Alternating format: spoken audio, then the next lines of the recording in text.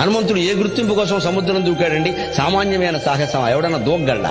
ఈయన ఏమైనా సీతాదేవి మేనత్త కూతురా? రాముడు ఏమైనా ఈయన మేనత్త కొడుకా?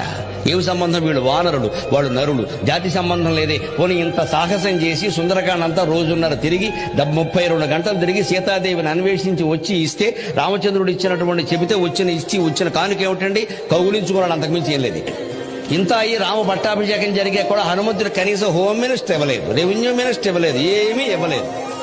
ఒక్క మంత్రి పదవి కూడా లేదు.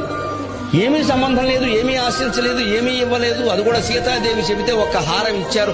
ఆ హారం కూడా ఇందులో రామనామం ఉందా అని వెతికెట్ట అమాయక చక్రవర్తి. ఇంత ముగ్ధమోహన మధుర భాషమూర్తి ఇంకెవరైనా ఉంటారా? ఇంత త్యాగమూర్తి ఇంకెవరైనా ఉంటారా? సుందరకాండ అందుకోసం చదవాలి. ఉద్యోగం కోసం చదివా, పెళ్లి కోసం చదివా, పిచ్చి మాటలు ప్రచారం చేయకండి అమ్మా. ఉద్యోగాల కోసం, పెళ్లి కోసం కాదు. అది సుందరకాండ జ్ఞానం కోసం. సుందరకాండ జ్ఞానం.